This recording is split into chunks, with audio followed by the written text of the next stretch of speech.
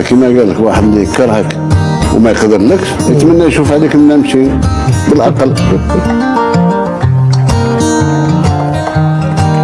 Bienvenue, aujourd'hui on va parler d'une situation assez inédite et plutôt tendue. Oui, tout à fait. L'Union européenne qui lance, figurez-vous, pour la toute première fois une procédure d'arbitrage contre l'Algérie. Un partenaire historique pourtant. Exactement. Alors la question qu'on se pose, est-ce que c'est la fin d'une relation privilégiée ou peut-être un signal pour... je sais pas, redéfinir les règles. C'est exactement ça l'enjeu. En fait, en juin 2024, la Commission européenne a appuyé sur le bouton, si on peut dire. Elle a déclenché cette procédure via l'article 100 de l'accord d'association de 2005. C'est l'article prévu pour régler les différends, justement. D'accord. Et Bruxelles dit, bon, on a essayé de discuter politiquement, mais ça n'a mené nulle part. Impasse totale, selon eux. Voilà, donc notre idée aujourd'hui, c'est d'essayer de comprendre d'où vient ce conflit, quels sont les arguments de chaque côté. Est-ce que ça implique plus largement, j'imagine ? Tout à fait. Les enjeux derrière, la souveraineté économique face au libre-échange.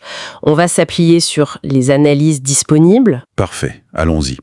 Alors, concrètement, l'UE, qu'est-ce qu'elle reproche à l'Algérie ? On parle de restrictions sur les importations, les investissements. C'est ça. La Commission pointe plusieurs mesures. L'exemple le plus frappant, peut-être, c'est celui des céramiques espagnoles. Ah oui. Interdiction quasi totale d'importer. On est passé, tenez-vous bien, de plus de 200 millions d'euros d'importation à moins de 3 millions. Ah oui, la chute est énorme. Spectaculaire. Et puis il y a aussi une politique de préférence nationale qui est jugée, disons, excessive par Bruxelles. Dans quel secteur, par exemple ? Notamment dans l'automobile. On demande par exemple beaucoup de composants locaux pour l'assemblage, ou alors on limite très fort les licences d'importation pour les voitures déjà montées. D'accord. Et il y a aussi des règles qui limitent la part des étrangers dans le capital de certaines entreprises.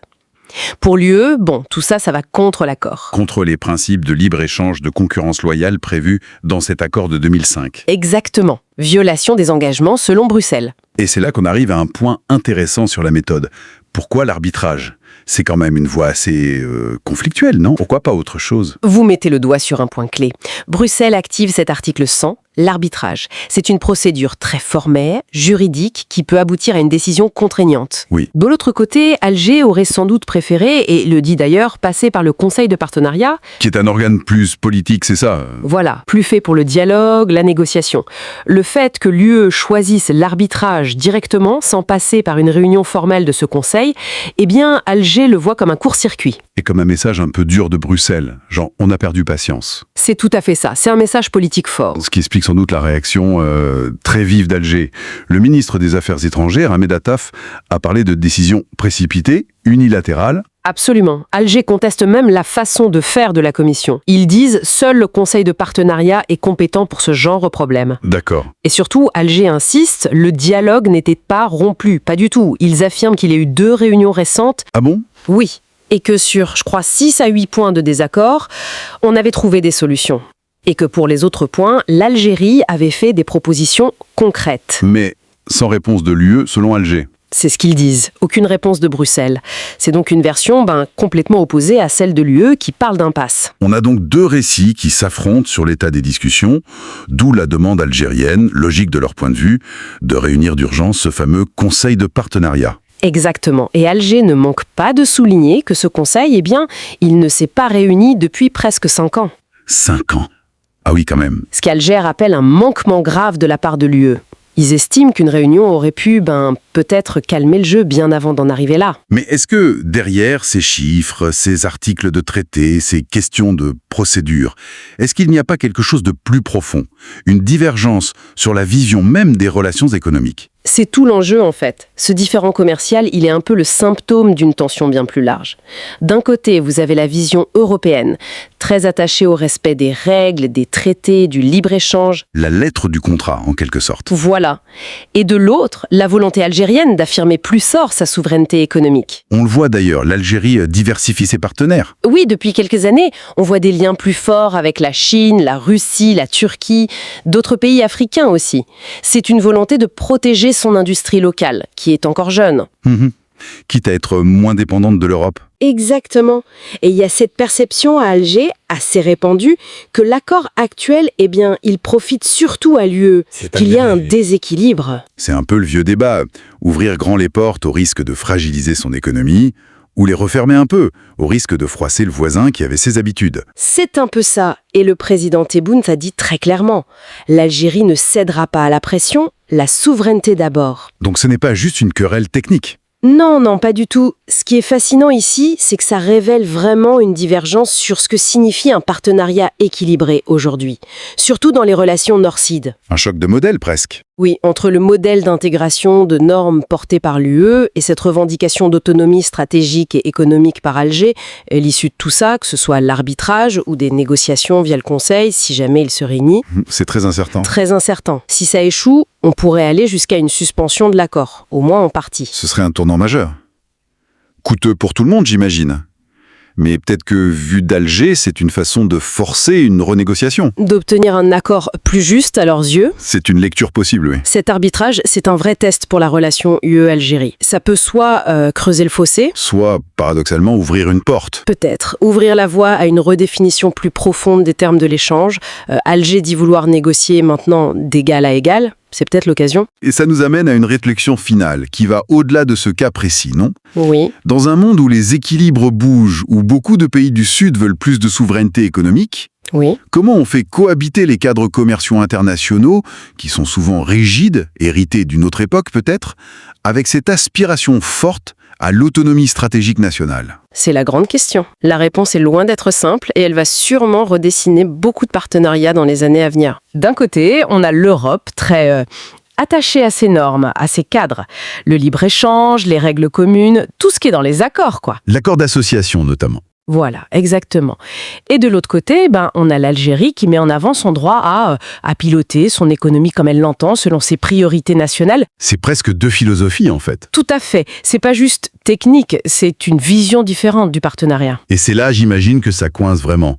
Ce malentendu, concrètement, comment ça se manifeste sur le terrain ?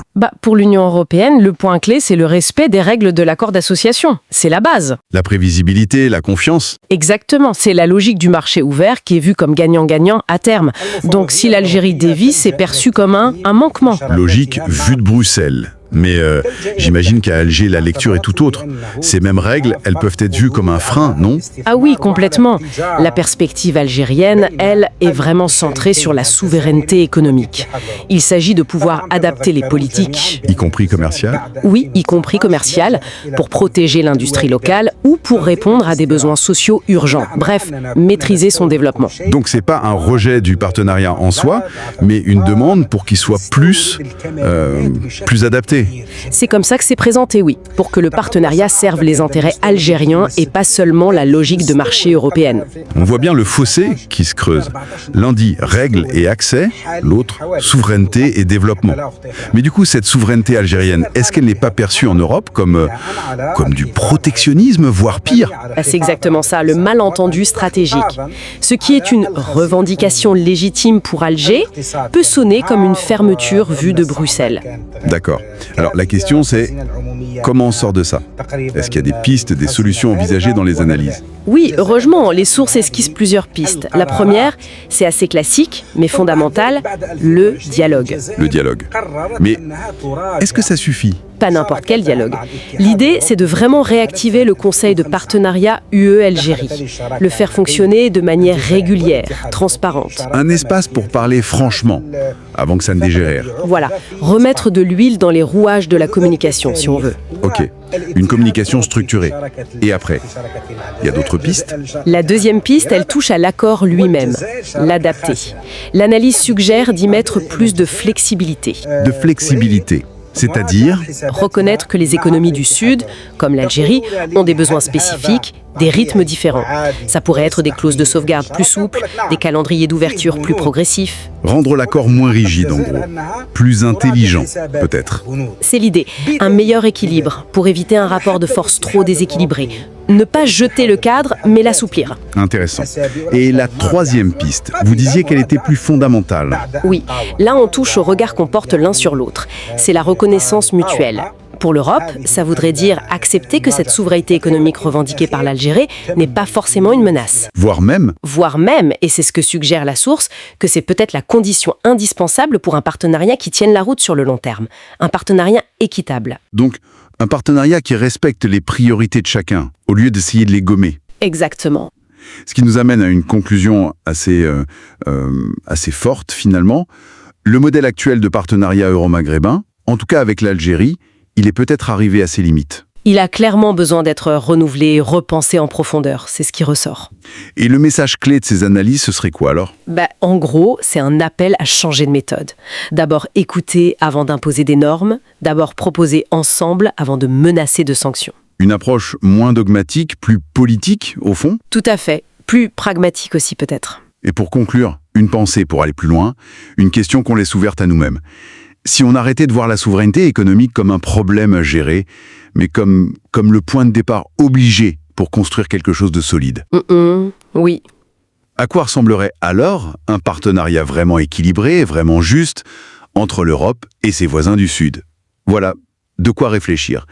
Merci de nous avoir suivis.